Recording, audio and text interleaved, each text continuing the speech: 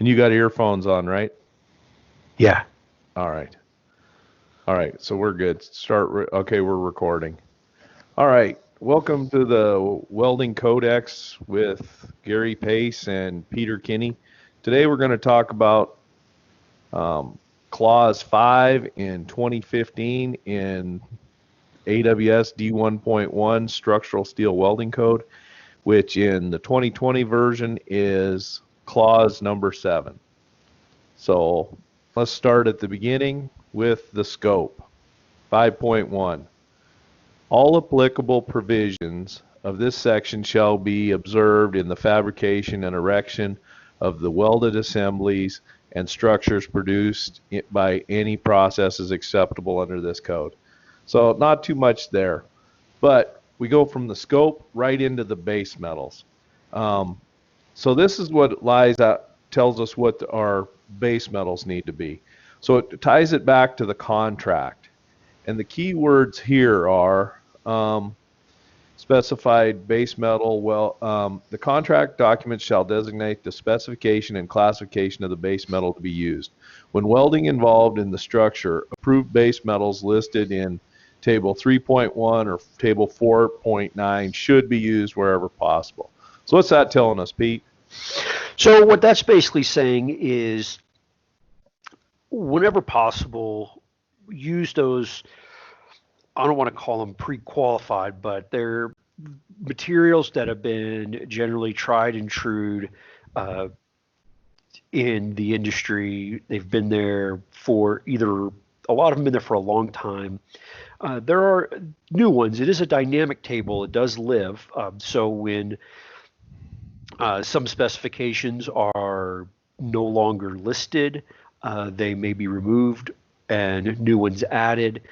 So, but it's basically saying, go to those tables and let's go forward. Unless the contract's got something funny like weld on popsicle sticks as your approved base metal.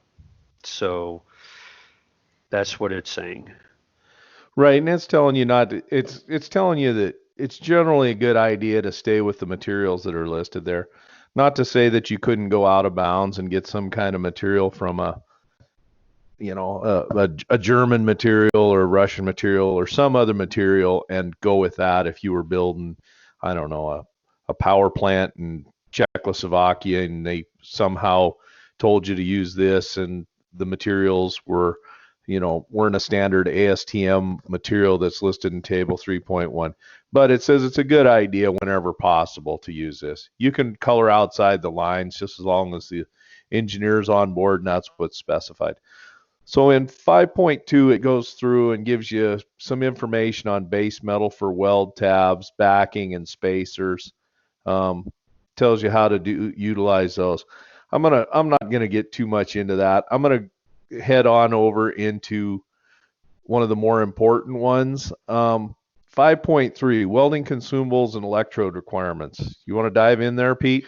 Sure. And just so people know, these are almost identical sections between the two versions. This one is 5.5, the other one is 7.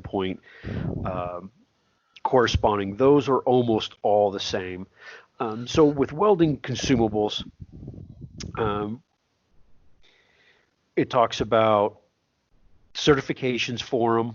A lot of those are all furnished by the electrode manufacturer, and they have to be suitable for the material you're welding. Right. And so if you go into 5.3, 1.1, it's telling you the first thing off is certification of electrodes and or flux combinations. So it's telling you that, when requested by the engineer, the contractor or fabricator shall furnish certification that the electrode or electrode flux combination conforms to the requirements of the classification.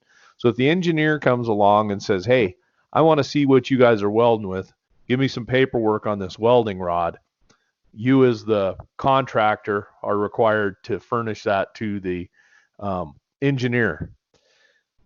Suitability of classifications. There's some requirements in here on shielding gases that, tells you what the shielding gases need to conform to. One of the big ones that a lot of times you'll get hit on is 5.3.1.4 storage. This is a big one. This is where a lot of people can get dinged because they'll be storing their filler materials and they won't be storing them correctly.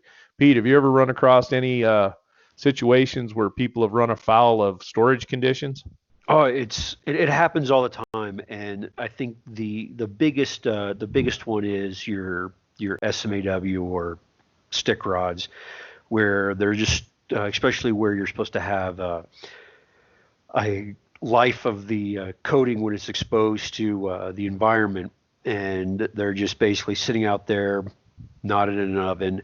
And this is for code work. We're not talking about welding in your backyard for something where you just use an old refrigerator with a light bulb in it.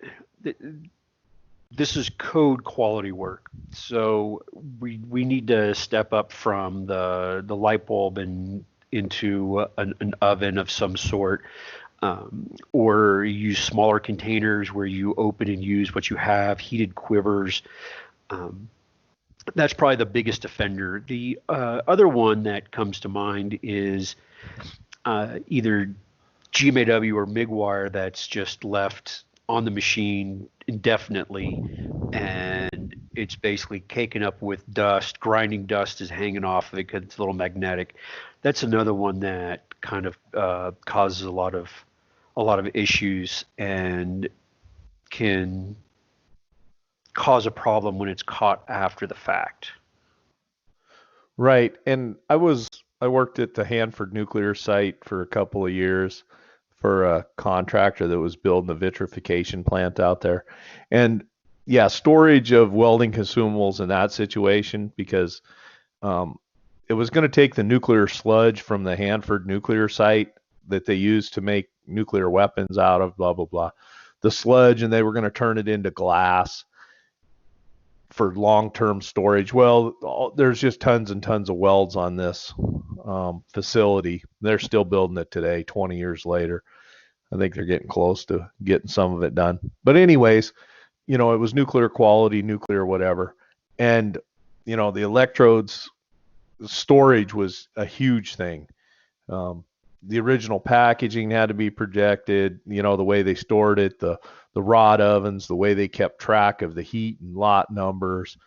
Everything was just immaculate in how they dealt with this. I don't know immaculate, but by the rule book. And in doing so, there was a lot of timekeeping processes. How long has that material been out of the oven or out of the quiver, or what's the situation on it? And sometimes if it's just been out too long, you just have to throw it away if you couldn't rebake it, or you didn't meet the conditions of the code. So anyways, this is something to be cognizant of if you're doing code work. Like Pete said, if you're out welding on farm equipment or whatever, it's not such a big deal. You're going to be able to, your 7018 is probably going to be all right in the refrigerator with a good 100-watt bulb in there.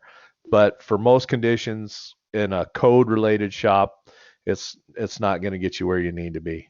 Correct. And I got another story to go along with Gary's is humidity plays a big role. I remember when we were building offshore pipelines in Mobile, we had a client that mandated a maximum temperature that was significantly below the dew point. So I almost had to put my electrodes in air-conditioned rooms to keep them at like 78 degrees, to take them out into 100-degree weather with like 99% humidity, 100% humidity, and basically they all just became wet with dew. So we would have to take them out of storage, let them warm up in like their box. This was all MIG wire, so it was we had it specially put in foil bags for the environment, let it warm up to where it was no longer dew was forming on it, and then we would take it out and put it on the machine. So normally you always want your storage to be warmer than your dew point. That was a crazy requirement that I had to fight and for years. The other thing, just so we don't skip over it, shielding gas, and this is one that's really overlooked a lot. Um, uh, this is either 5313, I believe, or 7313. It mandates it has to be the requirements to A532. Almost all your gas bottle fillers will not give you that cert unless you pay for it. That's welding grade gas does not normally come with that cert. Not going to say you're always going to get bit by it, but just so you know, if you're on a picky job, make sure beforehand you buy bottles with that cert, because that has gotten me where I had to then send the bottle out for testing, which was unreasonably expensive. Yeah, something to think about. So, okay, so if we go to low hydrogen electrode storage conditions, so it's going to tell you for low hydrogen conditions, electrodes conforming to AWS 5.1 and 5.5. So this is your 7018s or your 7018-1s. It's got to be purchased in hermetically sealed containers or baked by the user in conformance with 5.3.2.4 prior to use. After opening the hermetically sealed electrodes, not immediately issued for use, shall be stored in ovens at a temperature of at least 250. I worked at one place we made hydraulic cylinders, and it wasn't the end of the world one way or the other, but they had their ovens set at 120, 150 something. It wasn't very high. So the one to note here is the electrodes shall be rebaked no more than once, and electrodes that have been wet shall not be used. So if you've got 7018 and somehow it gets wet in the rain or gets splashed on, comes in contact with water and gets wet, you got to throw them away. Just pitch them. Destroy them so the guys can't take them out and stash them in their lunchbox or whatever. They need to be destroyed. So, comments on that next paragraph there, Pete? Approved atmospheric time periods. Yeah, that's basically this is where, I mean, you can either go through the pain of trying to track everything, or you just don't let every welder walk off with 50 pounds of rod, or you used heated quivers. There's a lot of ways around the painfulness of time periods, where just keeping things hot will maintain it, or giving people only enough rods to burn within the time period is the easiest way to deal with that situation. And the other thing I want to throw out there is find out from the manufacturer of the rod what they specify, because this gives you a range for things, but the manufacturer's probably been dealing with this for people leaving their rods out for a while. They've probably figured out what temperatures work better for their flux combination chemistry versus this is a generic approach. Right. And, a lot of this gets back to maybe on a later date, we'll have to have a full-blown adventure and conversation about filler metal control programs, or talking about filler metal control and how that works, keeping track of filler metal and how to dish it out. That might be something we address at a later date, but that definitely ties into this. I've worked at, a lot of jobs where, filler metal control, you had a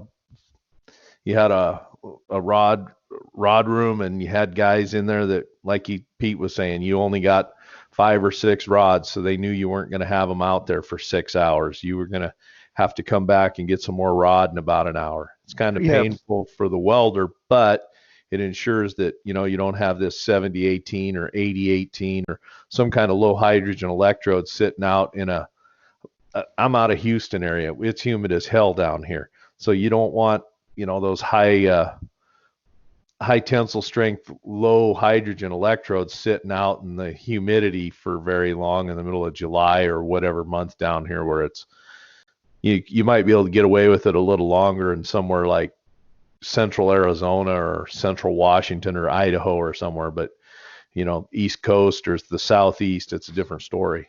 I can say in Albuquerque, it's pretty dry. You Yeah. could probably get away a little longer. Which it goes the other way going that way. I've heard stories of, worked with a guy who said they were on a job and the 60-10 they were using got too dry, so you'd have to wipe it with a wet rag before you'd weld with it to get some moisture back into it, because 60-10 is basically wood chips and paper glued to a piece of coat hanger. So consequently, you're supposed to have some moisture in that stuff. And if you put that stuff in the oven, or if you're in a really dry climate like Albuquerque or Phoenix, you're going to have issues. Yeah, I remember a buddy of mine told me they were welding with those in the desert in Oman, and they would dunk them in a bucket of water before having to use them. Kind of crazy to go the reverse. Yeah, you get taught, hey, we want to keep the hydrogen content of our filler metal down, but then you go to the cellulose-based electrodes, and if you're in Oman or Libya or Phoenix area, it's the other way around. Do we need to touch on alternative atmospheric time periods established by tests, or are we good? I think we're good. I mean, that is something that you discuss with your manufacturer and you see what they've done. I have actually done that test, and it is not cheap to do. There is quite a bit of pain involved, so I would suggest not going down that road unless your filler metal manufacturer has proven data that just says, oh, you can do XYZ instead of ABC. So there's baking electrodes. This is one where things can go sideways and people get this can open up just cans of worms. So 5324, which I'm thinking is 7324 in the 2020. Exactly. Baking electrodes exposed to the atmosphere for periods greater than those allowed in table 5.1 shall be baked. So then it gives you the criteria for baking these. It tells you shall be baked for at least 1 hour and at a temperature between 700 and 800. And then there's another one, a low hydrogen coverings. Okay, 5.1. If it's AWS 5.1, there's one set of criteria that 2 hours, and then 5.5, AWS 5.5, which is the other low hydrogen electrodes. It gives you a different criteria. So Gary, have you ever thought of and I asked this question a long time ago when I was first starting out. I was like, why do I have to bake these things so hot? I mean, water boils at 212 Fahrenheit or 100 degrees C, and I asked this question. I'm like, why do we have to have it so hot? Is it, to make sure that the center of if you have a 500-pound rod oven and you got, a couple 100 pounds of rod in there, is it to get to the center, it gets warm enough? That's where the time comes in. But what was explained to me is to break the water molecule off of some of these fluxes, the energy of activation is much higher than what you get at 212 or 100 degrees C. So that's why it has to be so much hotter. That was just a little tidbit of information I learned early in my career, was why the temperatures have to be so much higher. No, and that makes sense. I guess to me it would kind of fall in there with like why concrete kilns are so hot. You really gotta get those things that Portland cement super hot to bake out all the water or get everything done that you need to get done. So no, that makes sense to me. I don't know the chemistry behind it, but I can definitely buy into that.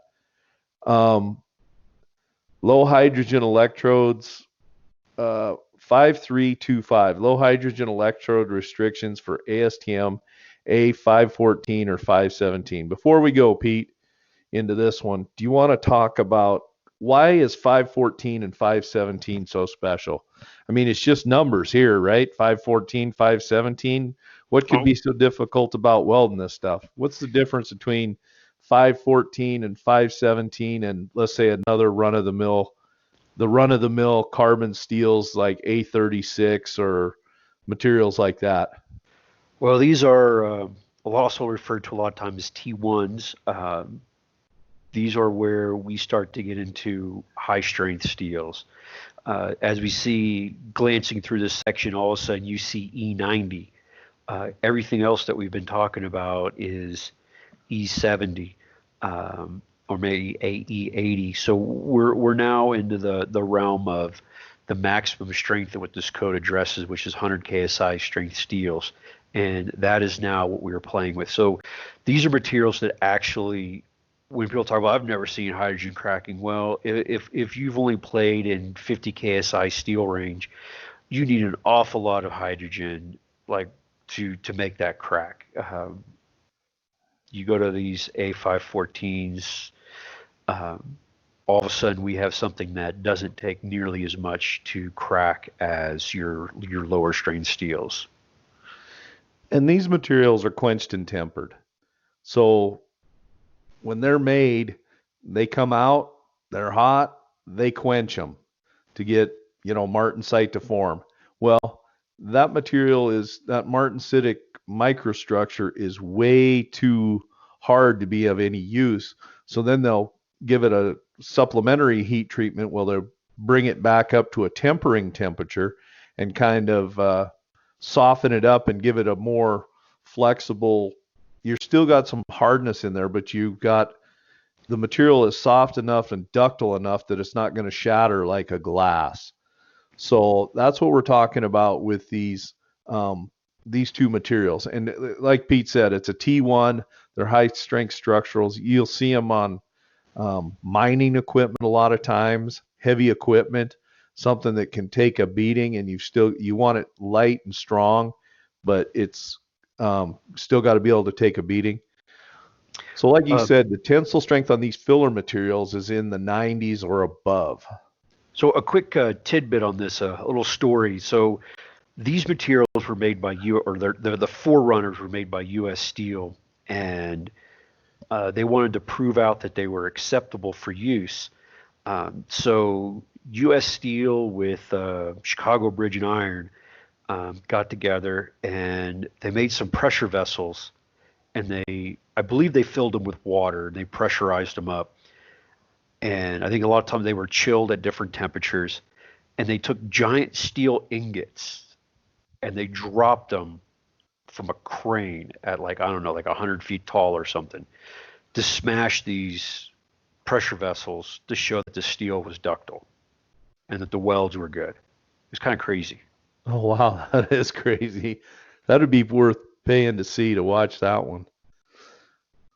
So in this one, it's just telling us, when you're welding with these materials, it's got to be furnished in hermetically sealed containers, lower tensile strengths, whether container or otherwise. The electrode shall be baked for a minimum, and it gets back to baking temperatures, but you really got to be careful with these materials when welding them. And it's just getting you lined out on the restrictions for these materials, the low hydrogen electrodes. The next paragraph covers submerged arc welding electrodes and fluxes. Not too much to that I can throw in there. Read the directions. I've done a little bit of submerged arc, but generally you're going to have a wire and a flux combination, and as long as you follow those directions, you shouldn't get into too much trouble. Do you have anything to contribute to that, Pete, on the submerged arc? So we can look at, submerged arc is kind of like, we've now the flux, for solid wire submerged arc, the flux is now divorced, unlike let's say like a SMAW stick rod. So the flux for submerged arc you have to also worry about and treat it similar to or it's the same thought process. Where people get into problems with submerged arc fluxes is you want to reclaim your flux. I mean, you don't consume all the flux whenever you use it. Flux is expensive, so you either vacuum it back up, you use a broom and a dustpan, and a lot of people just dump it back in the hopper. Well, you really need to clean that stuff. It needs to get uh, kind of filtered out, get out the metal filings. Definitely, I mean, if it gets contaminated with dirt, just chunk it. And you also need to make sure you rotate in quantities of fresh flux because you do lose things during the whole welding and then recycling process. But basically, if you approach it with a thought process of, I got to maintain temperature on this because the flux may be hermetic. There's two different kinds. There's a fused flux and then a non-fused flux, and there's advantages and disadvantages that we go into on a later discussion. But just be wary of it. Keep it clean. It's and it's always best to stay within the same manufacturer. Um, Otherwise, it's all on you if you kind of run into problems and you're using flux from company A and wire from company Z. Yeah, Try to if use you're them all from the same. yeah, if you're gonna go, like he said, if you're gonna get um, like Lincoln Electric. Lincoln Electric's got some pretty good stuff out there that I've used in the past. Couple, three different stops along my professional career. They'll get you dialed in. Okay, use this wire with this flux, you're good to go. And when Pete was talking about the flux is divorced, submerged arc welding is basically welding with a coat hanger and kitty litter. That's what it looks like for those of you that have never been around it. It's you got big spools of wire that are about the size of a coat hanger wire, 50 or 100-pound spools, or maybe it's even coming in drums. And then you've got this flux, and there's very different variations, but it comes in 55-pound bags or 50-pound pails, and it looks like kitty litter or floor dry that you'd use to wipe up antifreeze or spilt transmission fluid off the floor. And that's what the process looks like, and you can't see anything under that process. So that's what he was talking about when they're divorced. And you do need to, keep track of your flux and make sure people aren't, putting cigarettes out in it, and your flux isn't, somewhere where it's going to accumulate a lot of moisture or water or things like that. So there is quite a bit to it. Electrode flux combination requirements. We can go over that. Condition of flux. Pete pretty much covered that. It tells you, flux used for submerged arc welding shall be dry and free of contaminated from dirt, mill scale, or other foreign material.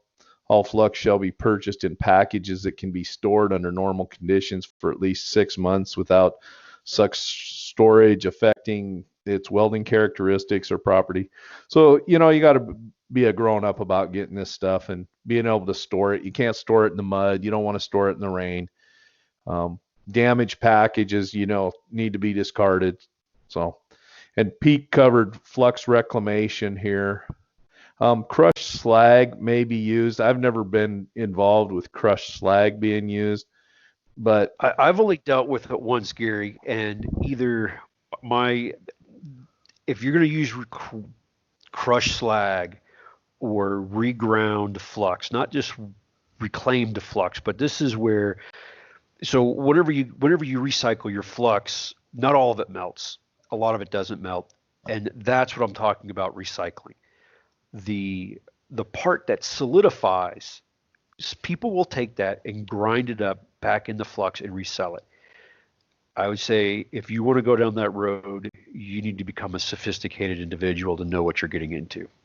It can be done, but you need to understand that you're greatly on your own for figuring out what is going on in your weld pool. Yeah, to kind of not to get too far off on the into the weeds on metallurgy and submerged arc and whatnot, but there's a lot of weird things, and I don't know, weird is what a lot of things happen differently in the mechanics of the weld pool, the weld chemistry, just the way things happen in submerged arc welding as compared with stick welding. shielded metal arc welding. Shielded metal arc welding, there's a lot of things that you don't really have to worry about as much in regards to, the first pass is weld chemistry and the second and the third as compared with like submerged arc. There's just some things that happen there chemistry wise. And I'm not an expert on it. I just know that it happens. And I know that when you're dealing with it and you start doing qualifications, like Pete said, you're kind of on your own, or you better be a very sophisticated individual if you're going into this crushed slag thing. Comments, Pete? No, but we did somehow, Gary, we completely glossed over when we did the SMAW broad storage oven. That's not where you heat up your lunch. Somehow we forgot about that. Yeah, we forgot to touch on that one. Yes. Don't heat your beans up in there, and if you do, poke a hole in the can so they don't explode. No, one place side note story, one place I worked back in the day in Kentucky, they had been a really big company that got bought out, parted out, blah, blah, blah. So one part of the company was a forge shop, forgings. They did forgings for axles for John Deere and Caterpillar and stuff like that, right? Well, and then I worked in the engineered products division or whatever. So my boss is like, I needed another rod oven for the welding side. And he's like, well, go get one back from the forging side. There's a bunch back there. So I go back there and look in the forging department, and they don't do any welding in the forging department. Well, it was all these guys using them as ovens to heat up their lunches. And I was like, I told my boss, I said, the company can shell out $500 and get me a new oven. I'm not going and taking those guys lunch cooking deals, because they're gonna freaking get angry. They're gonna key my rig or something. It ain't worth it.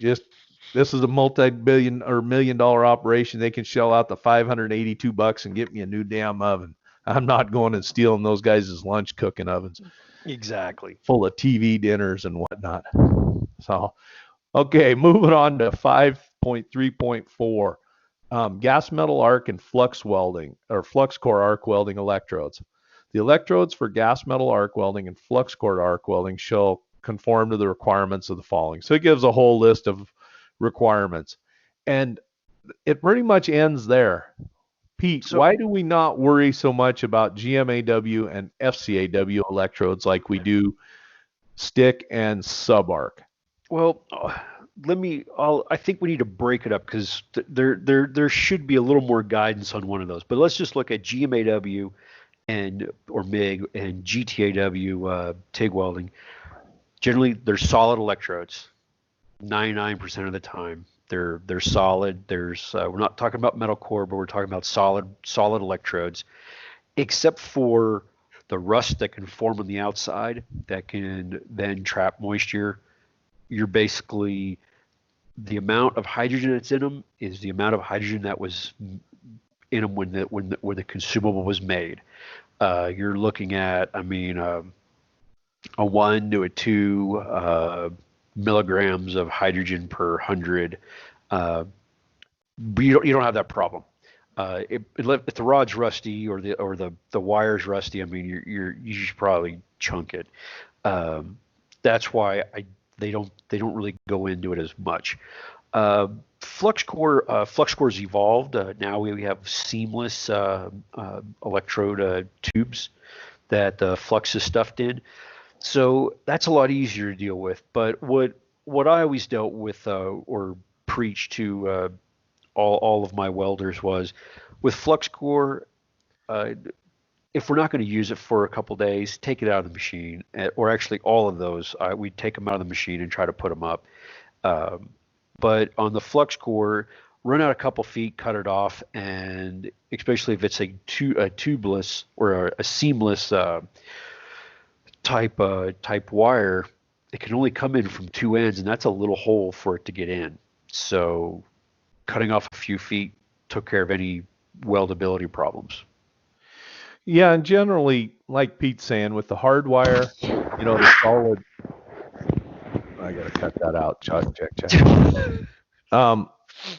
And like Pete was saying, with the hard wire, the solid wires, there's no hydrogen in it. So unless you've got contamination from an external source like a grease, an oil, rust, something like that, you're probably not going to have hydrogen induced cracking or cracking related issues with the gas metal arc welding. Flux core, I've had situations in the past where I had flux core issues with materials, but it ended up being the whole batch. We had, I worked for an outfit and we did a lot of, it was a foundry. So, you'd end up, foundries, I think it's what, 3% or 4%. So if you're building all these castings, these huge castings, so hundreds of tons or a few tons of material. So you order enough filler material for like 4% of this. The weight of your castings is kind of how it goes. So you get a pallet of this weld material. Well, the one time the guy kept getting porosity and cracking and having issues. Well, we changed out the wire and we changed out like 5 different boxes of this stuff. And I went through every other variable that I could think of that could give me those issues. And then I ordered some material from a competitor that had the same, material designation, and I didn't have the issues. So it ended up being this one batch of stuff was just bad. So that's one thing and I'm not saying that's going to be every time, but a lot of times with flux core, it might just be the whole batch is contaminated. Something went wrong when they were making the filler material. Something was wrong with the flux, whatever. So that's something to think about. It's not every time, but it can happen. So our One other next, thing you can get also, Gary, if you want, they have low temperature ovens for actually both of these that are like at 100 or 125. And you can put spools in and TIG rods in if you really want to keep my stuff all nice and shiny and nice and warm. And it is possible to buy them. yeah, that's a route you can go. Gas tungsten arc welding, there's a couple of items listed in there on tungsten electrodes and the filler metal, but it's pretty short. It's next up, and I don't have much to say about these two processes because I've never dealt with them. I've never seen them other than, YouTube videos and read about them, but electroslag welding and electrogas welding processes. I will say, Gary, if you ever get the chance to use them, it's one of the fastest ways to put metal down. Yeah, I know it's got really high deposition rates, but have you dealt with them much, Pete? I haven't dealt with them a lot, but I have seen them in person. Electroslag, I've seen for welding up heavy flanges of girders, and it was basically I think 2 wires going into the molten pool at once, and it was traveling about an inch a minute, doing a full penetration weld. Electrogas, it gets seen, or it sees its use a lot in the building of big tanks, and it's on the vertical weld seam. That's where you can see electrogas used. But I haven't really dealt a lot with it. I'm assuming if you're getting into electrogas or electroslag, I hope it's a little farther into your career where you're a little more up on your game. Electroslag uses a flux. You need to keep it dry. It also sometimes has consumable guide tubes. You need to treat those just as an electrode because they get melted into the weld pool as well. Electrogas, by its name, deals with gas instead. So the biggest problem on these is starts and stops. Sometimes they can be really hard to pull out of, but other than that, these welds basically start up, and once you start, you just keep going into the welds done all the way. So, Yeah, and from what I'm reading in this part of the code, it's basically talking about a lot of the stuff we've touched on, condition of the flux and weld starts and stops and preheating. And, odds are that if you're using these processes, you're probably mid or late career. They're probably not going to throw the rookies into this process, I would think. So I would hope not, but there's a good story of why a lot of people don't know about as much about electroslag is since it's mainly used for welding up heavy parts like bridge girders. Well, there's a bridge in I think it's the I-79 in Pittsburgh that had a huge crack, and it got blamed on electroslag, that was the cause of it, poor toughness, etc. And so there was a big halt. Like, you couldn't build any bridges in the United States with electroslag. Well, it was really kind of what I, from memory, is it was kind of one of those midnight repairs with a stick rod was actually what caused the failure in the first place.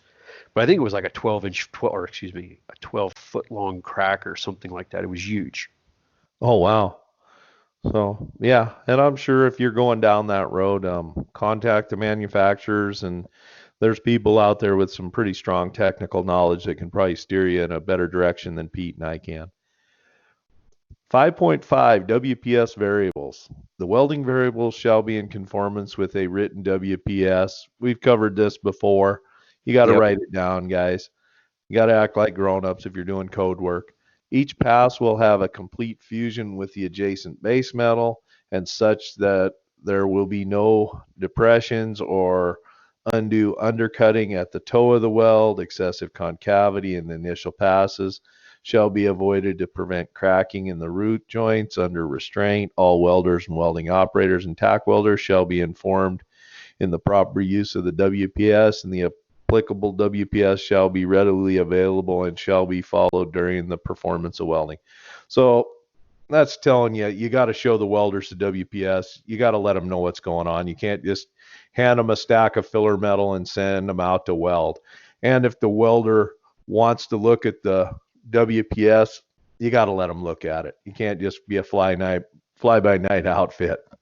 Correct. And it's also, I remember this paragraph has came up in committee for discussion, but it's like, because some of it's kind of weird on how it's been put here, where it talks about variables, but then it also talks about, quality of the weld in there, and excessive concavity of the, like we were saying, of the excessive concavity, the initial pass shall be avoided.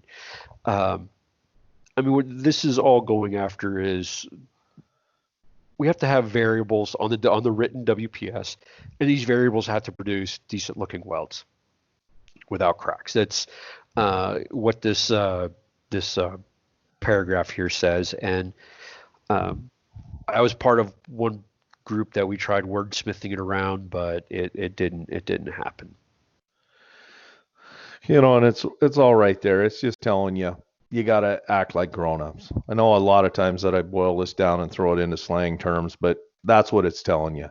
You have to be professionals about this, and these are the expectations that you should live up to if you're going to be doing code-related work. So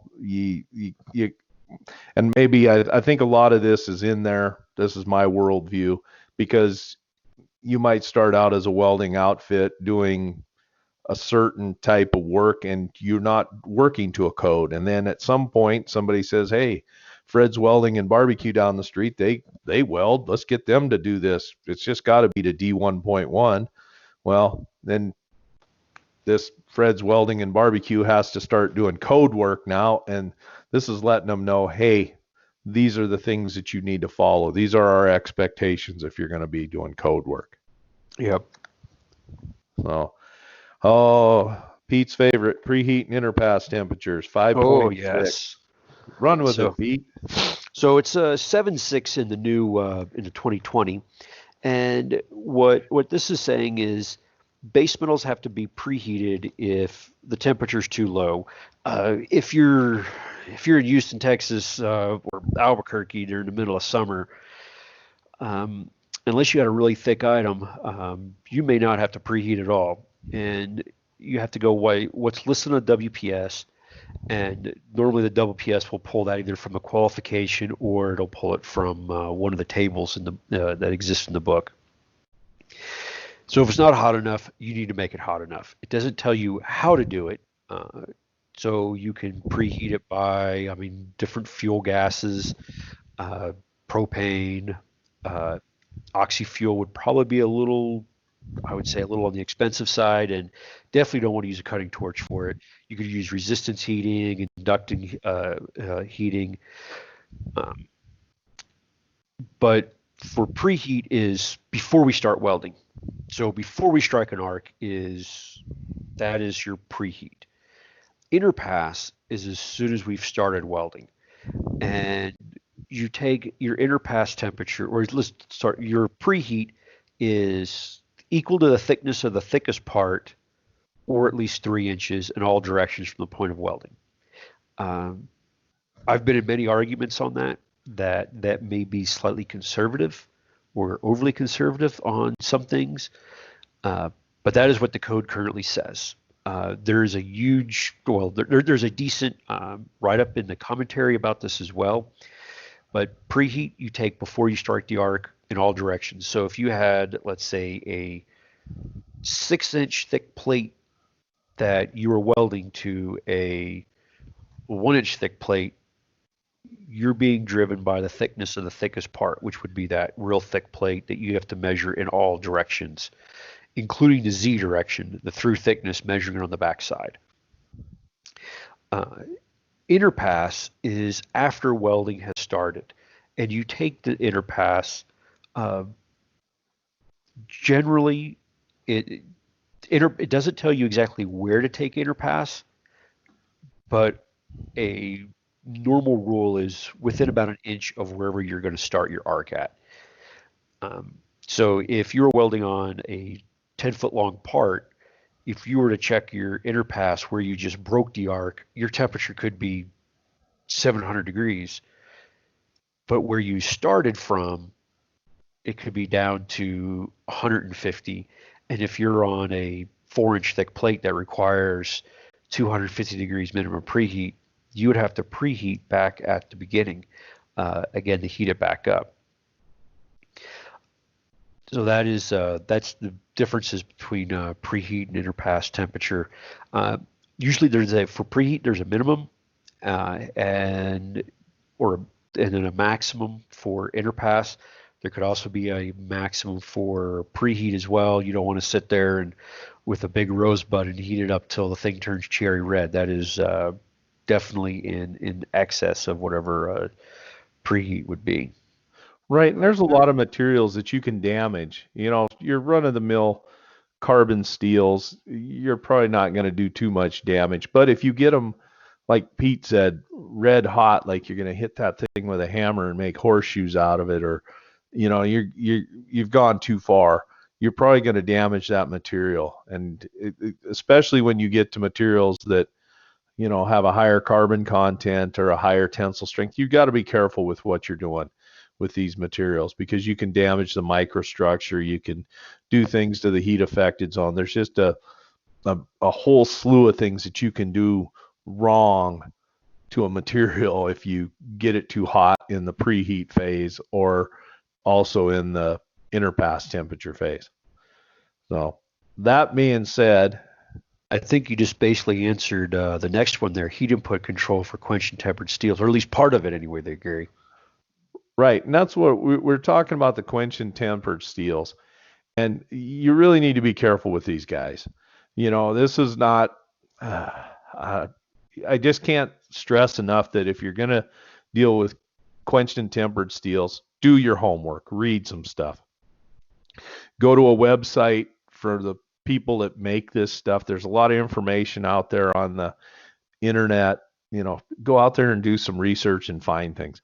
And I'm not going to lie to you. That's the first thing that I do. If there's a material that I haven't run across or dealt with before, or I need to brush up, I go on to Google. All right, ASTM A514. How do you weld this stuff? Go to the manufacturer's information. Dig around in a couple of AWS books.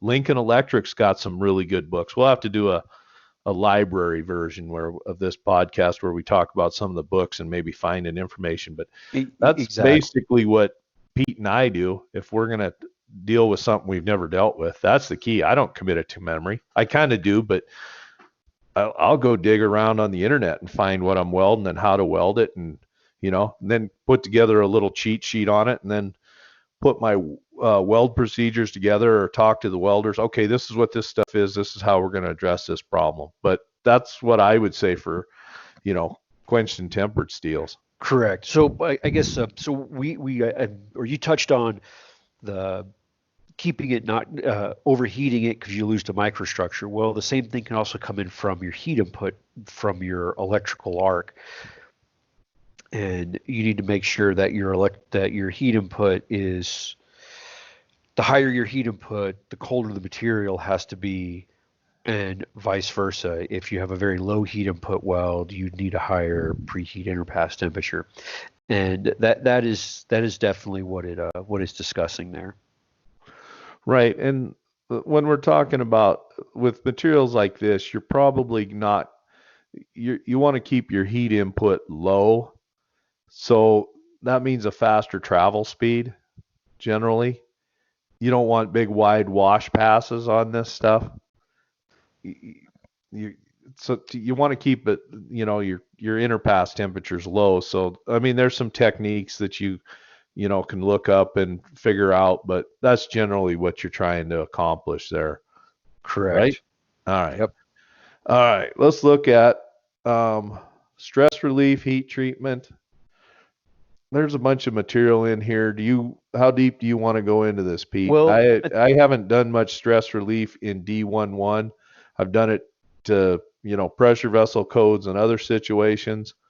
So, so I'll go over it real quick. One is the temperatures are limited, and I have only done it in D1.1 for big parts that were going to get machined. I think it was on a bascule bridge, and we had, I think it was like a 8-inch thick base plate welded to like a 12-inch piece of plate, and I want to say that was like the gear was going to be 6 feet tall and get big teeth machined out of it, and it had, I don't think it was a full pen weld, but I think it was, extremely healthy partial joint. Something probably like beveled like 3 or 4 inches on either side, and they didn't want it to move while they were machining it. So after it was welded, the whole thing was stress relieved. And you're doing it more for dimensional changes, not really as much for microstructure changes. Like a lot of times in some steels, you may do it to really soften them. Here, what you're trying to do is get out and release stresses. There's a lot of, if you do it following this cookbook of what they have, you should be okay. There's a lot of steels that are not recommended for post-weld heat treat, and those are like our 514s, 517s, all of our quenched and tempered steels. There's a laundry list of materials that you don't want to post-weld heat treat because you will destroy the microstructure that gives the steel its strength. I think that's the best way to address that. Yeah, and like I said, I've done stress relief on, pressure vessel components and materials like that. But, and most of it's just following, like Pete said, you follow the recipe here. And generally on structural components, you don't see too much stress relief. It's not like you're dealing with a 9018, high carbon steam line and some kind of ASME boiler and pressure vessel type situation or power piping or something like that. Generally, your structural steels, you're not going to go down that road. But if you do have to, they've got you some provisions here and some requirements and a recipe that you need to follow to get you where you need to go. Once again, before you dive into this, if you are a rookie and you get thrown to the wolves, just read. Do some reading, take an extra hour or two, put together what you're going to do, and, generally things will come out. Pete said here, steel's not recommended for post-weld heat treat. Stress relieving of weldments of ASTM A514, 517, A109, grades HPS 100W, and ASTM A10 or 710 steels is not generally recommended. It's just telling you flat out, don't stress relieve this stuff. It's not going to come out good. You're going to soften the if you stress relieve that material, you're going to change the microstructure significantly enough in that weld material that it's not going to be anything close to what the base material started out as. It's going to turn to mush or something. So it's not going to give you the mechanical properties you're looking for. So that's why they give you a red flag there and say, don't do this. Do not do this. And there's a whole preamble there telling you don't post weld, stress relieve this stuff. Just leave it alone.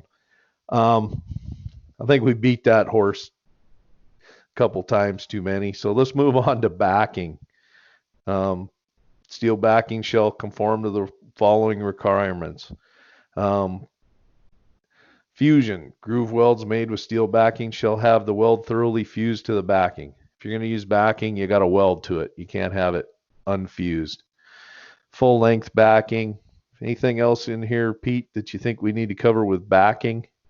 No, I mean the reason that AWS has a whole lot of information here on backing is it's generally either you use backing or you back gouge, or unless you qualify an open root. So that's the reason why there's a lot of information here on it. Is there's a lot of joint designs that have the backing in here. They have some, or they used to actually, I think, have some backing thicknesses that were minimums, but I believe that's been taken out. And that was basically so you didn't blow through your backing. So don't use like an 1/8 inch thick backing when you're sitting there sub-arcing at 500 amps because you'll blow right through. So you need to prevent melt through. And this basically it's like it's a weld quality kind of issue. Cyclically loaded, things change once things go from static to cyclic, and sometimes you may have to remove your backing as opposed to leaving it in place. That's because on both sides of the root of where you tie into your backing, you have a perfect notch that's formed there. And that's why on cyclically loaded structures, you may have to remove it. And that's subject to what that should be on the drawings as specified by the engineer or in the specifications associated with the project. Right, and it gives you a couple of examples there, some wording on do this, don't do that you can read through and figure out on backing welds. 510 welding and cutting equipment. This is an interesting one. It's just a short one, but all welding and thermal cutting equipment shall be so designed and manufactured and shall be in such condition as to enable designated personnel to follow procedures and attain the results described elsewhere in the code. So to me, this one is telling whoever's manufacturing it, you got to have equipment that works. You got to have grown-up equipment. You can't just have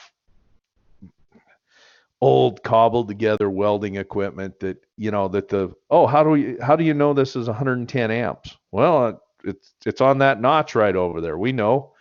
No, if you're going to swim in this pool, you got to play like grown-ups. And that's what this is telling you. If I come into a shop and I'm doing the CWI or third-party inspection or the owner's engineer or whatever capacity, and I go in there and the cutting and welding equipment looks like something that you bought at a used bake sale. I didn't even say garage sale. I said bake sale. You bought it at the bake sale. Yeah, I'm probably going to throw up a red flag and be like, no, you need to rectify this situation. Your welders can't follow the WPSs. There's no, amperage, voltage, wire feed speed, none of that. How do I know that they're welding to my WPSs? So, thoughts, Pete? Correct. No, I think that's generally it. I mean, it's kind of a very simplistic catch-all kind of statement. There is a lot of ambiguity to it and a lot of gray area. I know a lot of places do. They have a little notch or a little mark or whatnot to say, hey, that's 110 amps, and that's what we use for our, let's say, 1/8 rod or something like that. But we know it's that way because here we use this meter over here to check it. Well, okay, hey, we've had a thought process and we've worked through it. but it's basically saying keep your equipment in good working order. Yeah, you're doing code related work, follow the rules. Welding environment. You want to go on with maximum wind velocity, Pete? Yeah, 5 miles an hour. How fast is 5 miles an hour? That has came up, unfortunately, more times than I care to think about it. And basically, if your smoke isn't coming straight up, pretty much, you need to look at doing something. Um, it's been a problem where just not mainly whenever you're welding in the field and you don't want to erect any kind of walls, or because of your time, or you don't have a sheet of plywood, or you can't build some kind of little hooch or welding shelter. That's where that comes into, and the argument has been on, well, how fast is 5 miles an hour? Um, and it's been dealt with many ways, but you just build something that you can keep the wind off of your consumable so you don't blow your shielding gas away. All of those processes listed basically use gas. They don't use a flux. So that's where, or the flux core is in combination with gas. So One of the common for flux core arc welding gas, it'd be like a trade name would be dual shield or something like that, correct. where you're using gas in oh, I can't think of the word. You're using a gas with the flux core filler material. When I worked in Iowa, this little hydraulic cylinder place that no longer exists, and it wasn't little, but we'd have problems with the gas metal arc welding in the spring of every year when they'd open up it started getting hot and humid in Iowa. So they'd open up the doors at the end of the building and it'd create this wind tunnel.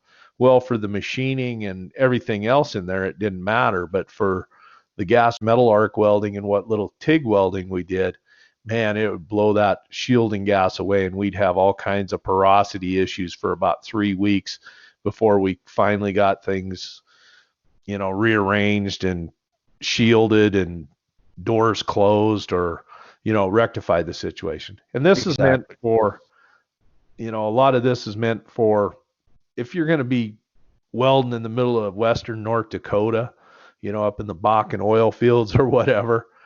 There's a lot of wind out there. You're probably not going to be using gas metal arc or TIG out in the middle of that stuff. Stick is probably a better option, as is just straight up self-shielded flux core arc welding. So, Correct. Minimum ambient temperatures. Welding shall not be done when the ambient temperature is lower than 0 degrees F, minus 20 C. That's generally a pretty good idea. When surfaces are wet or exposed to rain, snow, or high wind velocities, or when welding personnel are exposed to inclement conditions. Means when the weather's really cruddy, you got to build something. You got to build a hooch. You got to build some kind of makeshift building structure to keep the water off, or at least get your temperature that you're welding up above 0 degrees Fahrenheit. Correct. I mean, so not only is it, we don't want to be making welds while it's raining. It's not only just for a better weld quality, but it's also if you put people in inclement conditions, it's also harder for them to do quality work. So I would say that this is generally a twofold statement. One is quality of weld. The other one is being able to help put the welder set them up for, or her for success. That's the so I think there's two parts to that one. Yeah, and like Pete was saying, yeah, it's you're trying to set your people up for success. You don't want them out there knee deep in mud trying to weld, or the frozen tundra of western North Dakota. I'm a Montana guy. I grew up there, so I always got to kind of get in a shot on eastern Montana and western North Dakota, how windy it is. So, but it's the truth. Not that western Montana is some kind of tropical environment, but any of that tier of northern states, North Dakota, Montana, Minnesota, or Canada, these are going to come into play.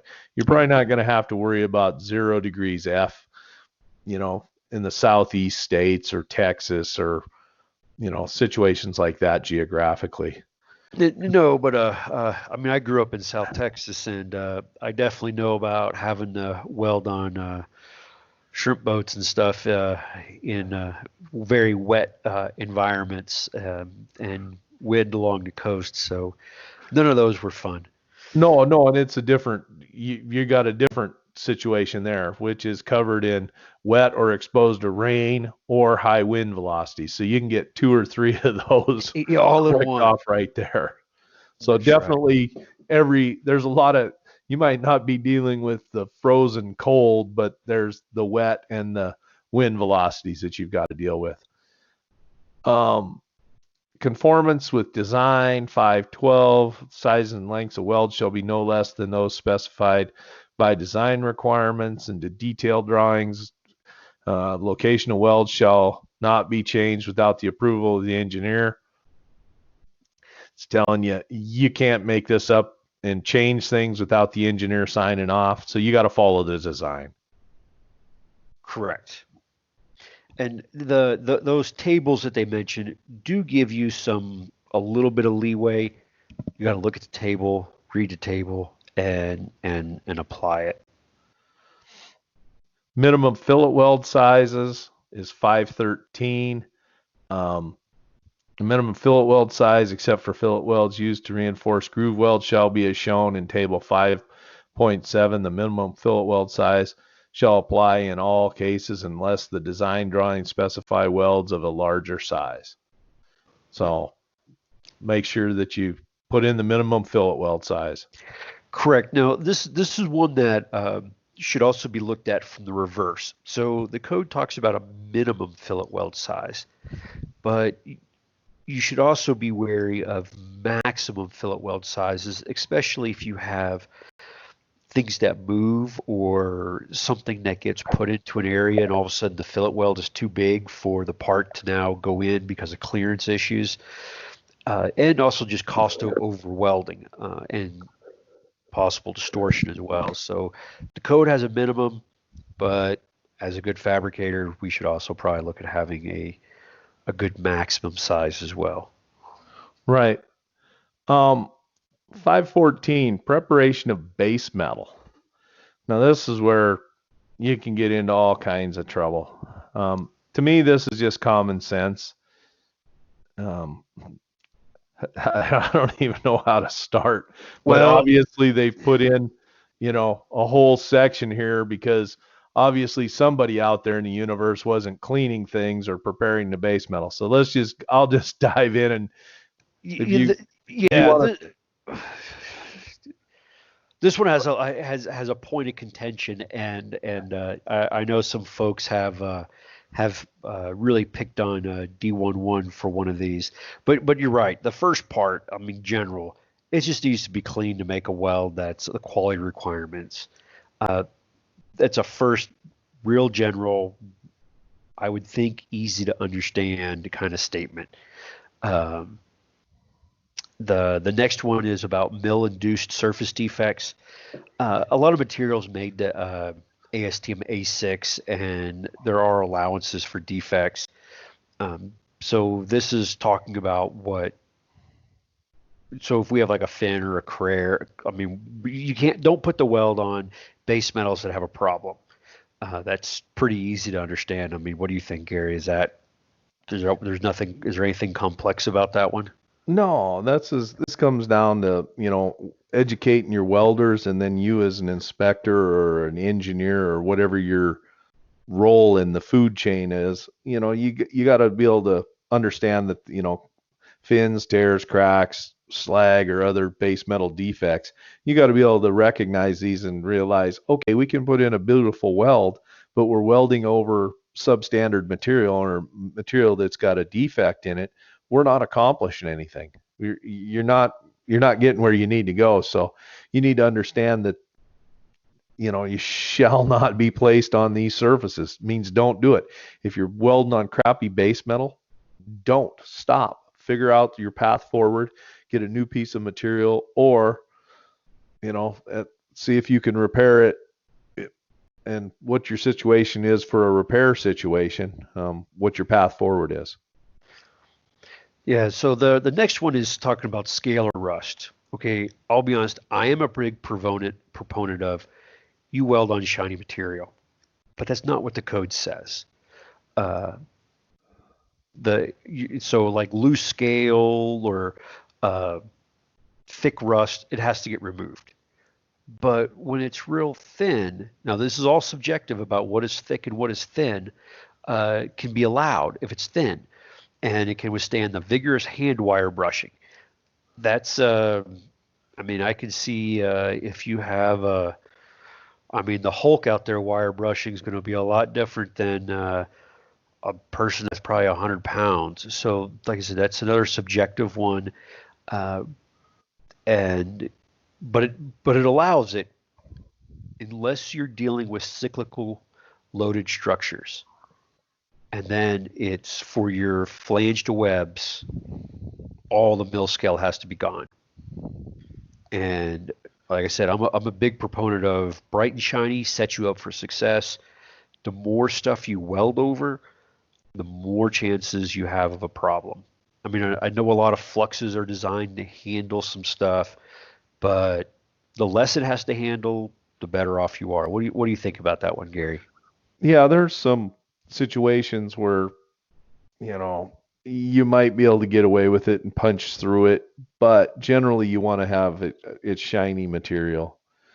You don't, and don't borrow trouble. I used to have a boss that said, don't borrow trouble. And to me, if you start welding, making a habit of welding over mill scales and rusts and uh, material like that, you're just asking for trouble. You're borrowing trouble. So, you're trying to set yourself up for success, and a little bit of grinding and preparation of the weld metal goes a long ways. And that ounce of prevention is a pound of cure type of thing. Correct. I remember when I was first starting out as a welder, and I was the youngest one there, the least experienced one. The way we addressed that was give Pete a 9-inch grinder and let him grind for a couple hours, and everything a 9-inch grinder makes a lot of things disappear real fast. Put either a big disc or put a big cup rock on it, and the weight of the grinder, and you don't have to push down very hard, will make a lot of all that disappear, bright, shiny metal, and you're right, you're not borrowing trouble. I like that, Gary. Yeah, I'm a storehouse for these useless sayings. So, um, okay, so 514.4, foreign materials. Okay, we talked about rust and mill scale. 514.4-1, surfaces to be welded and the surfaces adjacent to the weld shall be cleaned to remove excessive quantities of the following: water, oil, grease, other hydrocarbon-based materials. Welding on surfaces containing residual amounts of foreign materials is permitted provided the quality requirements of this code are met. So what this is telling you is we're dealing with carbon steel. We'd like you to get it as clean as possible, but you don't have to get it as clean as you would if you were welding a duplex stainless steel, a nickel alloy, or let's say a titanium type base metal where you can't have anything. There can be absolutely nothing on those base materials when you start to weld. Whereas this is saying, okay, we're welding with carbon steel. All right, we can punch through the oil or the grease or the cutting fluid, wipe it off, get it as good as you can, but it doesn't have to be just absolutely surgical level of cleanliness. That's what that's telling us. Get it as good as you can and make a good attempt at it. And also, if you're welding and all of a sudden you start to see a bunch of porosity in your weld, as the last sentence says, you have to meet the quality requirements, you stop and you figure out what's wrong. I I wish, Gary, I would have known what conversation brought this into the code. I don't know what it is to provide some history on it. But what I could easily see is if someone was working on, let's say, a sub-arc tractor and they got a can of WD-40 to squirt on a bolt, and someone cried that all of a sudden that spray drifted 5 feet and got on the weld area and you can't even see it. I don't know. I'm just making up a story of how this section got into it, of where it's quantities that you can't even really see, kind of. That's the way I look at this. If you can't really see it, it's probably clean enough. If you've done a good scrubbing on it. Now, granted, if you have all your plate in the yard, you got or in your shop, and you got an overhead crane that leaks oil on it, you need to get a degreaser to make that oil disappear. Don't just weld over it. I do not think that's what the intent of this is, to give you free reign to weld over blobs of grease or big oil stains. You're right. It's not surgical clean. It's like, hey, that looks reasonably clean. I don't see an oil sheen on it. I don't see standing water. It looks dry. That's what that is for. Unfortunately, it is subjective. We're human beings, and there are probably those that take it to the extreme of either welding over a pound of grease that just dropped out of the forklift to wanting everything wiped down with 10 acetone wipes with Q-tips. So we're grown-ups. Let's figure it out. Yeah, and then you're going to have to use a judgment call there, and you're going to have to use your best grown-up judgment and professional judgment. And because there's a lot of different cutting processes, cutting fluids, like you say, and we're big boy world, like you say, there could be hydraulic fluid and you wiped it off. It doesn't have to be super clean, that you can do surgery on it, but you've got most of the cutting fluid wiped up, or most of the hydraulic fluid from the leaky forklift or whatever. You've got most of it wiped up. There's probably some micro level of it there, but yeah, you can weld. And with some of these processes, you're probably going to punch through it and burn it off anyways. I say that, and then somebody's going to come back on me. You said we could punch through. No, you're not going to punch through 3 inches of grease or catch something on fire. You got to use some common sense. Skill of the craft, I think, is what we used to call it at the Hanford site. Sounds good. Welds are permitted to be made on surfaces with surface protective coatings or anti-spatter compounds, except those that are prohibited, provided the quality requirements of this code are met. So this covers anti-spatter compounds that you might use when you're gas metal arc welding or using one of those processes, so you don't want to have spatter on there. Or another big one is weld through primers. That's another one, because if a lot of times things may be pre-blasted and they put a weld through primer on there, but to prevent flash rusting, etc. My biggest thing about this is make sure you're using products that are designed for it. Don't just use like any old paint and say, oh, we can weld through it. Use products that are designed and tested for this application. They exist. They're not expensive. And if you follow directions, if you goop on a whole ton of either one of them, you're going to have problems. Just skill the craft, Gary. Yeah, and when we definition skill of the craft, that means that the craftsman should have a basic set of knowledge, that is an accepted base knowledge for that craft as a welder or pipe fitter or iron worker, that, just common sense. I shouldn't have to tell you this every time that you have learned this. This is just a baseline set of knowledge. Um, 514.5 mill-induced discontinuities. So this we touched on this briefly earlier on these. Basically, they can exist within there's a level, and this one it's table 7.4. I think the older version is 5.4, and they can be repaired.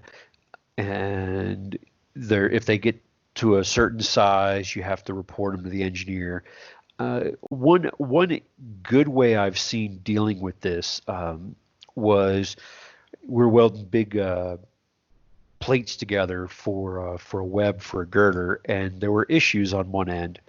Well, it was just flipped around and welded to the other end. The good end was welded, and the other end became the drop. All of a sudden, we didn't have to worry about repairing anything.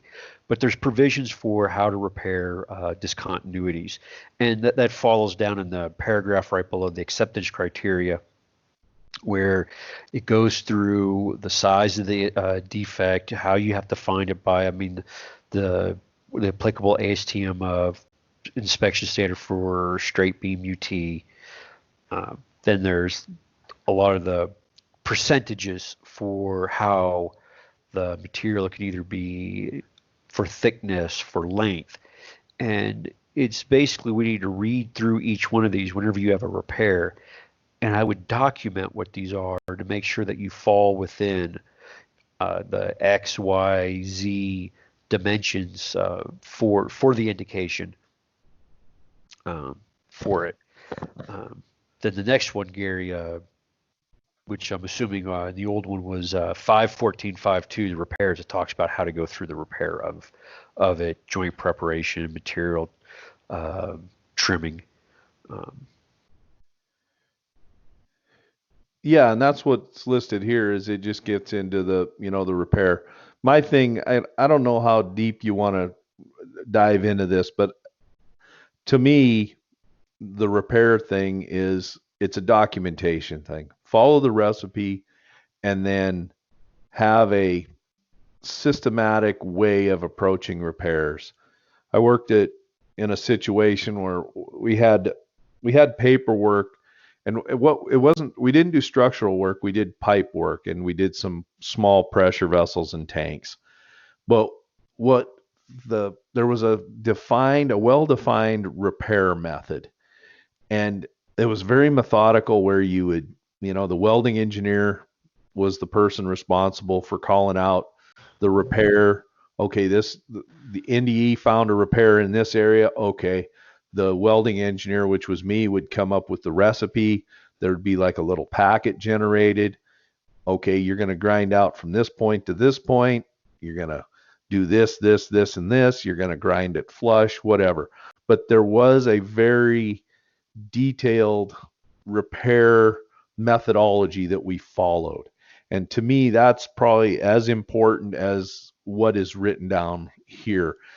You just can't go at repairs in, a haphazard manner. You need to document it, that you did it right, have your documentation that once you got the repair done, that you passed NDE afterwards. It takes a little bit to get into it, but that's pretty much what I got to say on repair. Yeah, I would say I think you have a good assessment. When I used to do work for the state of Pennsylvania, they actually came up with a like pre-approved ways of doing repairs that were common for base metals on heavy sections, and it was follow the recipe, document what it was, document what you did, document the end outcome, and that's basically what it comes out to for that. And I think I'm not sure if we need to go much more into it, unless someone had a really good repair situation that they wanted to send in that we could kind of talk about for mill-induced discontinuities. But I think that's I don't know if we need to beat that one anymore, Gary. No, I think we pretty much hit that one. So that gets us out of repairs. How about re-entrant corners? You want to run with that one? Uh, do we is that what's next in the 2015, or do we go in the joint preparation? Oh, all right. I skipped over that. Let's back up and hit joint preparation.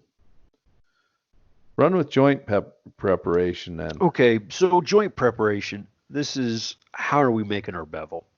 And it gives a laundry list of what you can do. I mean, grind it, chip it, gnaw on it.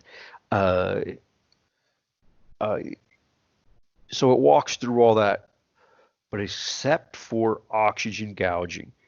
And it says you can only use that on as rolled steels.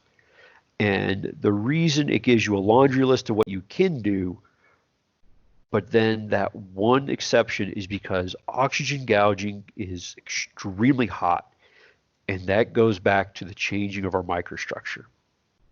Um, so that's I think that's all we need to really say about that one, Gary. Unless you got some words of wisdom on that one. No, I don't have much on joint preparation. Like you say, the oxygen gouging is pretty much the one that's the red flag, but most other processes may be used, but that oxygen gouging throws up a big red flag. And if there's some other, process that you want to try, you can use it, but you just got to get the engineer to sign off on it. If there's some super secret special, way that you're going to bevel your plates and it's not listed here, the engineer can sign off on it if there's Correct. something that's outside the rule book. All right, and then the next one, which goes along with it, is material trimming, and this is really only for cyclically loaded structures, and this is where you need to cut back the material, and it gives a whole list of different ways that the material has been processed. And basically, what the whole goal of this is to potentially remove micro cracks. I mean, if the material is being sheared and it's thick stuff, you could have micro cracking there. Rolled edges of plates, you could have issues there. So that's why it walks through different scenarios and the amount of material you have to remove to get in quote a safe zone where there's no problems. Right. So that covers trimming. What do we got up next? We got thermal cutting processes, and basically that allows electric arc gouging, including plasma, oxy fuel cutting. Those are all allowed in here. Yeah, so it gives you a whole different, a whole slew of different options. So you're not just stuck to one way to cut it. So Exactly. Um, and along with what you said earlier, if you got some other super secret process, it can be approved, or I mean, maybe I mean another one that's I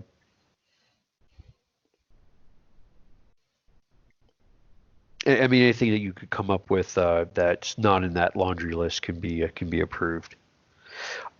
Profile accuracy. That's basically making sure can you cut the profile of whatever you're trying to cut out, cut it straight, cut a shape. That's that's all that is that's done. And the reason in here for cyclically loaded structures, freehand thermal cutting isn't is only done with permission. Is it's more likely to produce notches with freehand cutting as to following a template or a straight edge or like a machine cutting process. It's all about the notches that can then be a stress concentrator for a fatigue crack to grow in uh, in the freehand cutting. There's been multiple incidents where that has caused issues. yeah, and that's once again it gets back to what we've been preaching is as you get into cyclically and dynamically loaded structures, there's just so many things that can go wrong. Things that might not be a issue when you're welding farm equipment or, putting something together for your garage. You start having the same defect or discontinuity on a something that's cyclically loaded or a dynamically loaded structure. It can be a fatigue situation that it might not be an issue now, but 7 years down the road and 120 million cars going across that thing, then you got a different issue. You got problems. You got a defect that's going to take down a bridge or a structure. Yes, and that basically plays in roughness requirements are also the smoother, the less likely of an issue, and how we have gouge and notch limitations that all need to be met. That's why I know some fabricators to get around all of this, especially on which the next subject that we were going to go on to is reentrant quarters. They actually drill them, and that removes almost all of their issues.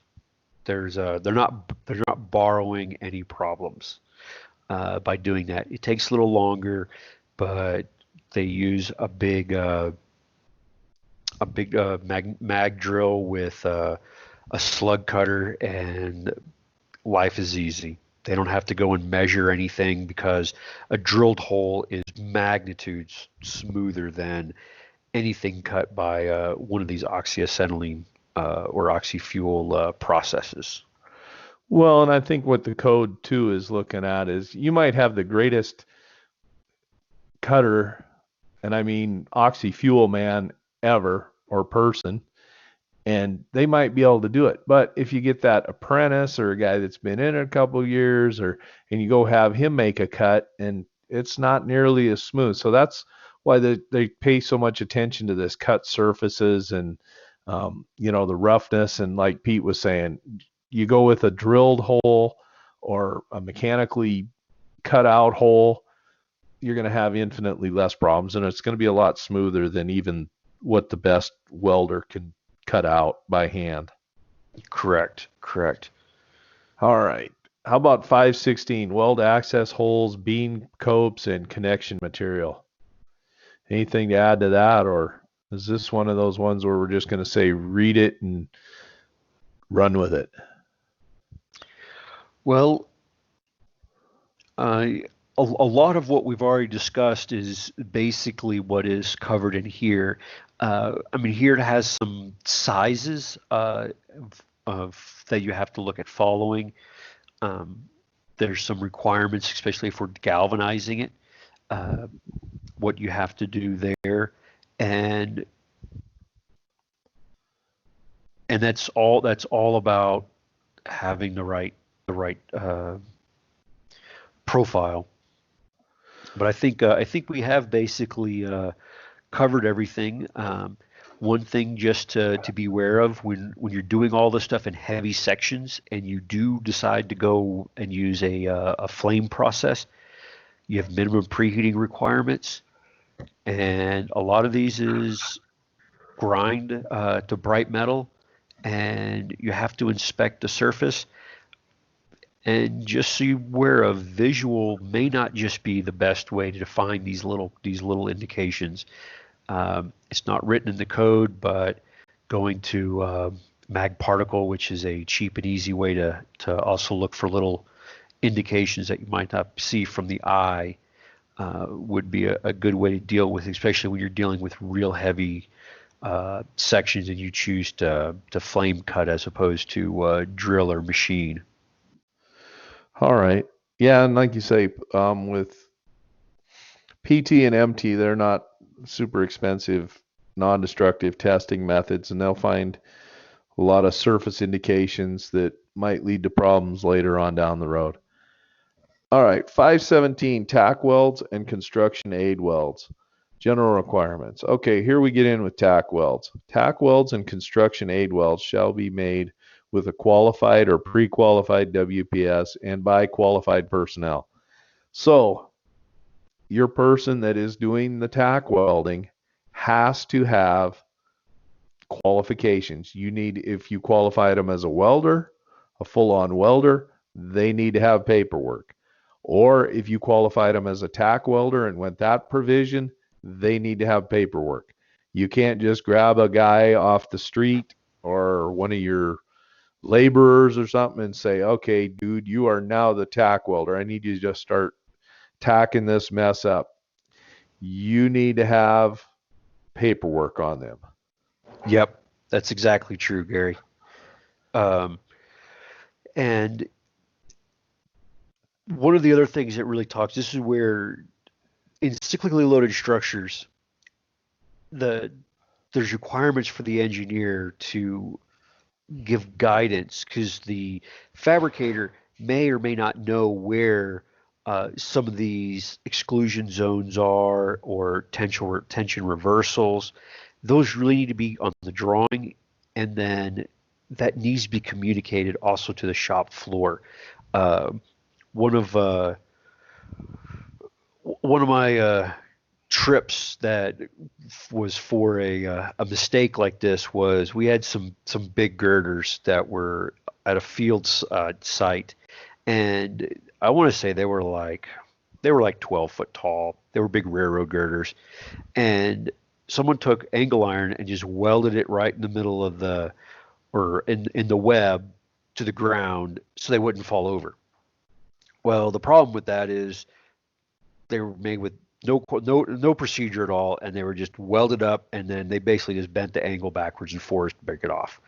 So we had to go and grind them smooth, perform mag particle testing to make sure that it was all good. So tack's wall, it's just like, well, it's just a tack. Is a tack could be more than a tack, especially placed in the wrong spot.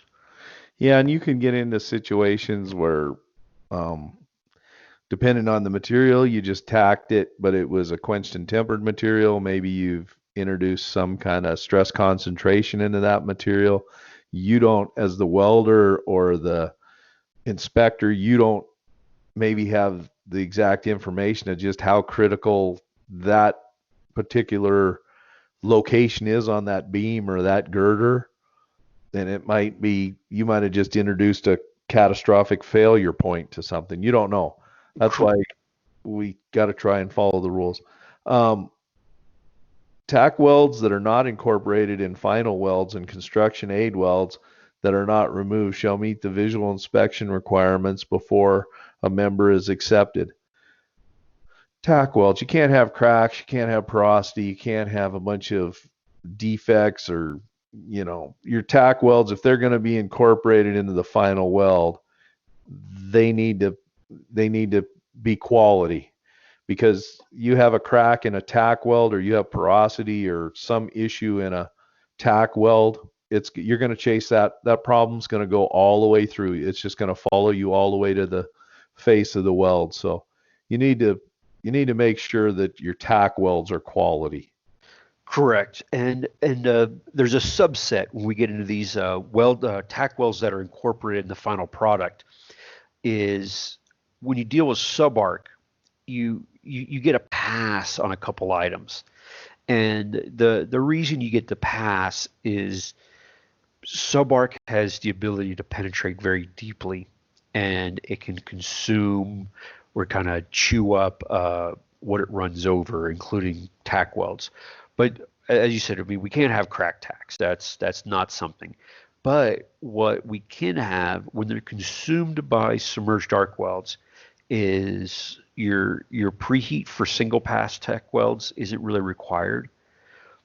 But they can't be really big, so you can't have them get over, it's about 3/8 of an inch, or where it changes the contour of the surface of the submerged arc weld.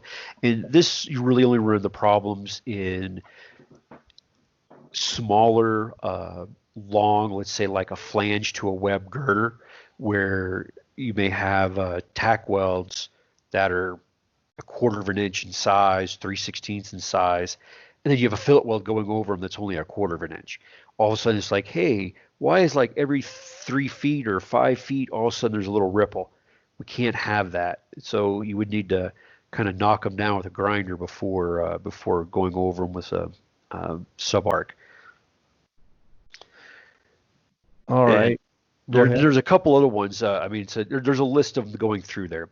But what I'll also say about this is, if you're in the qualification kind of area, what I have always tried to do was use the same tacking process during my qual as I want to use in production to do this. And I usually put a macro there so I can tell someone that if they ever say, hey, how do you know it's consumed? I have a little picture to show them that, hey, there was supposed to be a tack weld there and there's no difference in the weld metal. That's just, though that's associated with qualification and not fabrication. That's a little lesson learned I got there. Oh, and another one that we kind of glossed over, but gets back to acting like a grown-up and doing this stuff correctly. Tack welds incorporated into final welds shall be made with electrodes meeting the requirements of the final welds. These welds shall be cleaned prior to incorporation. So if you're doing a weld and it's, a 90 KSI material, you can't be using 60-10 and then incorporating those tack welds into your final weld, or 70-18 or whatever the material is. It has to meet the final weld requirements, the requirements of the final weld.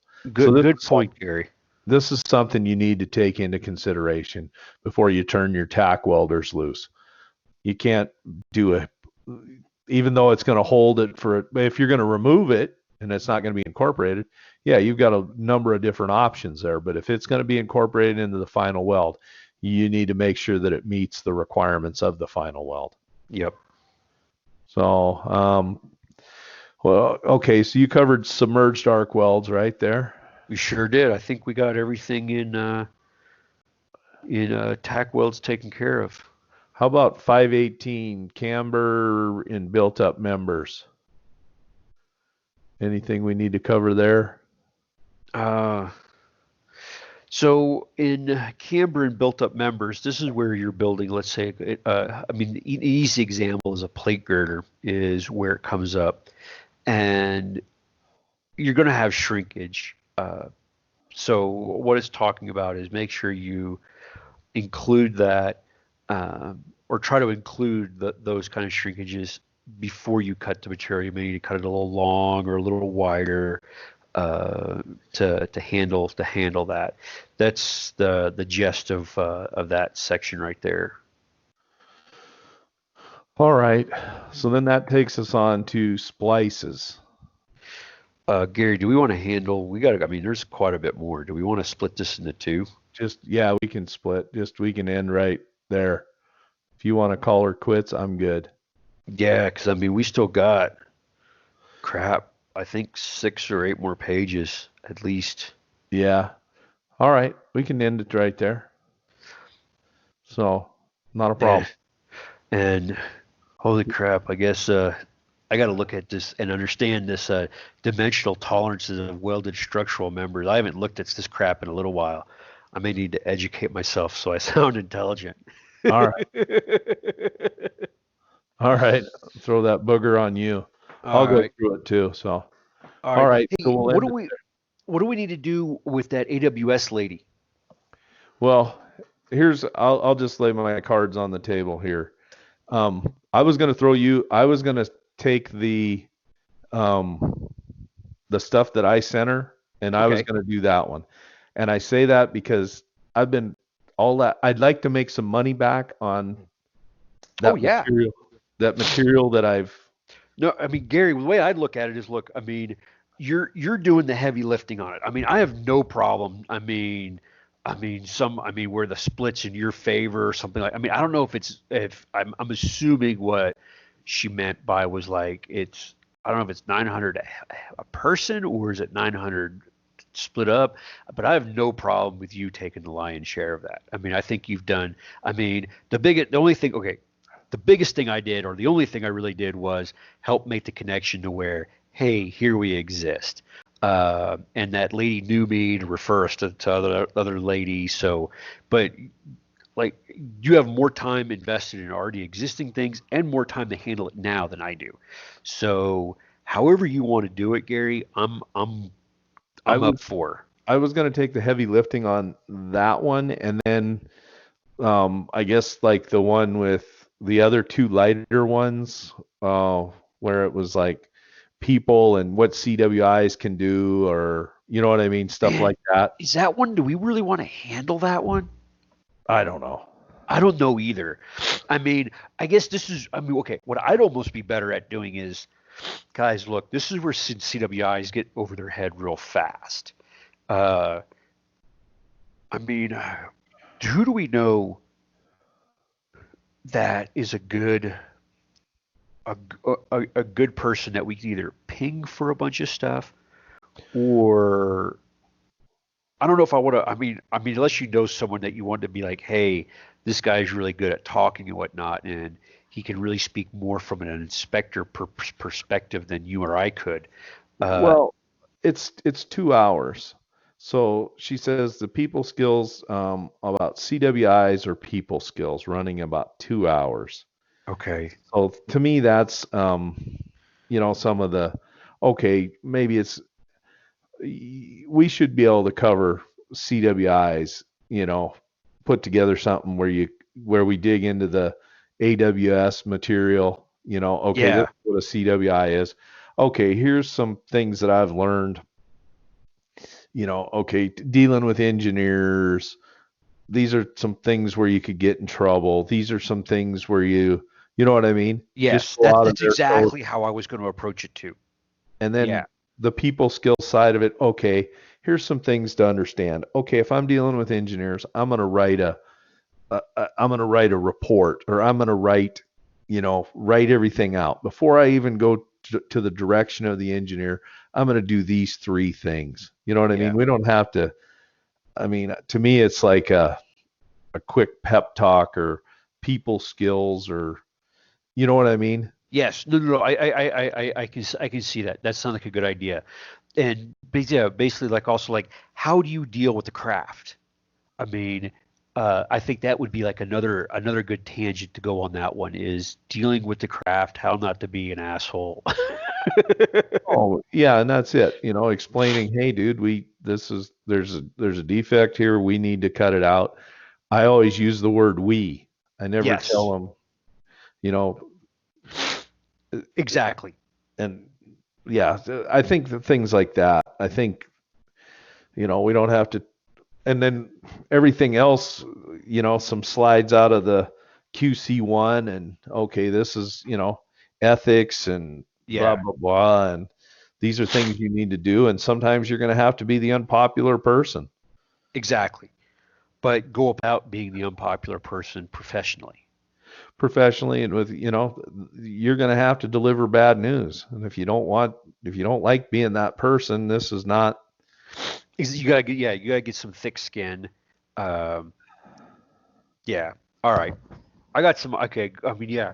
I guess I got some ideas to, I guess, help flesh those out. Uh, did she give you? I don't remember seeing. Was there a timeline in there for anything? um, she said, I'm prepping out a contract now for a more fleshed out option. Will you be both teaching that one on the other two? Do you guys have a feel more comfortable in speaking to one versus the other? If not, perhaps reviewing all about CWIs and potential business opportunities for them may help some folks out right now. Yeah, I guess that I don't know. I'll send her back something tomorrow. I'll All right. bounce it back and we'll go from there. All right. But she didn't say. Hopefully, late summer or fall, we can schedule some live DT seminars in the Houston area and All right. isolate an additional facility. Yeah, I saw that. I mean, so I mean, I guess. I mean, okay. So if that's the timeline for live stuff, what's the timeline for? Okay, like in person stuff. What's the timeline for doing this live? I guess. I guess she doesn't have that yet. Yeah, live events late summer or fall. Yeah. No. I guess. Yeah. But I'm talking like the webinar one. Oh, I don't know. Maybe All right. earlier than that. No, I'd assume earlier than that. I mean, to me, okay, I figured it was like, or I guess the gist I got was, hey, can y'all put something together in the next couple of weeks? I guess, I guess we should probably discuss that with her tomorrow. I've got some stuff pretty much. I've done a lot of heavy lifting, and it's not perfect, but under the gun, and give me a couple days, I can Well, yeah, I be figure. I pretty mean, much if you've, there. yeah, I said, Garry, I mean, you've done most of the heavy lifting. Uh, And I'd say, I mean, we could both probably, I mean, I think on Skype you can share the screen and we can doctor it up together and basically, I mean, go from there. I mean, but like I said, I mean,